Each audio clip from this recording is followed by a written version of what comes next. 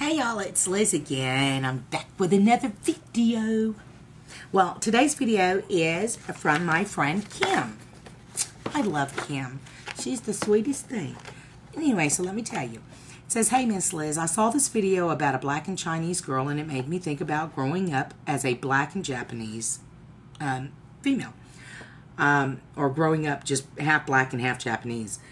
And she says, "I don't think I encountered much racism except when people didn't know I was half black and Asian and they speak their minds like nobody's business. How about you? What was it like growing up?" Kim. Okay, number one, and I'm sure you're aware of this. My father was in the Air Force for 26 years.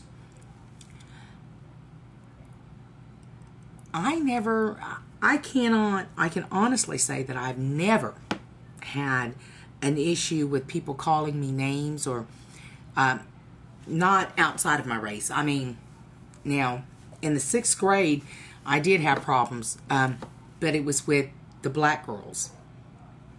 I've always had problems with the black girls. Always, from day one, since the 6th grade. But growing up as a military brat, we lived on base. We lived the community. The housing area that we lived in was a mix of different cultures. I have a lot of friends who are Japanese and black. I have a lot of friends who are Filipino and black. I have a lot of Filipinos, Koreans, Thai friends. But growing up, most of the negative influences or the negative vibes that I got were from the black girls in the community. And,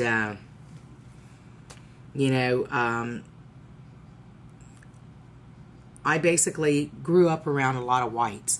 The neighborhood that we moved into when we moved off base was all white. There was no blacks. We were the first black family to move into that neighborhood. And we grew up with all the children on like the next 5 blocks.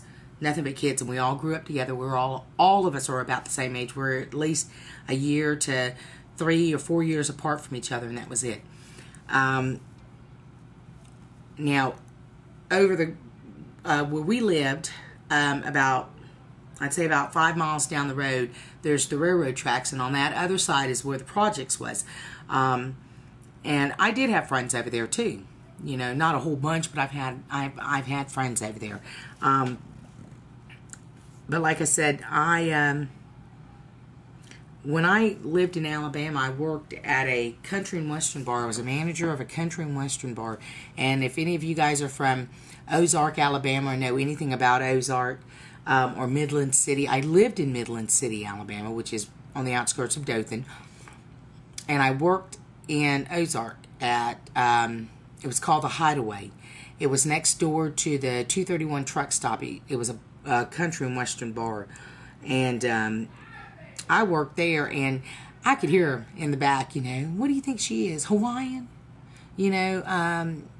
Is she Spanish, Mexican?" They didn't know. And when I told them, it never even fazed them. They didn't care, And this is a country and western bar in the heart of Alabama. I mean, it's just like, every now and then we'd have like black truck drivers come in to get a beer or something, but on the norm, it was just good old country boys, trucks and cowboy hats and cowboy boots. But I did that for several years, worked at that country and western bar. Matter of fact, when I moved back to Panama City, I worked at Cat's Club, which was a biker's bar, and I was an assistant manager there, and I did that for a couple of years too. But again, I've never had any problems. I've never encountered any racism to a point where it would be like, oh my God. Never. If people said things, they said it under their breath. They never said it out loud. They didn't speak their mind about it. I dated a lot of country boys, so I just never had a problem. And I don't know, it could be the fact that we live within 2 miles from the base, Air Force Base here, and there's a lot of mixed people there.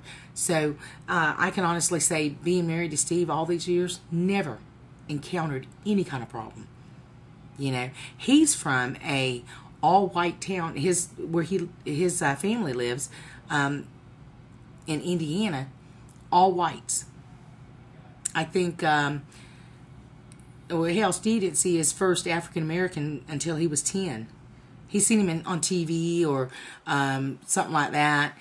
But he went to Fort Wayne, Indiana to play baseball. And that's where he actually, when he first really just saw him.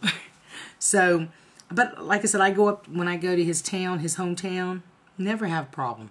Everybody there thinks I have a great tan. What kind of shit is that? You know, so to answer your question, Kim, I know I'm just making it long and just rambling on. You know, but as you know, I'm always hyped up when I see a blasian, you know, because I'm like, represent, because I'm proud to be black and Japanese.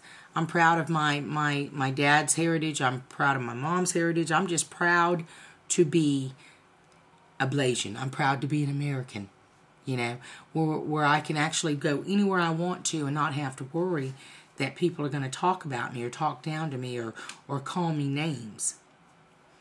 They're not going to call me names, one, because they don't know what the fuck I am. They're just like, what the fuck is she, you know? But, yeah, so I never had a problem.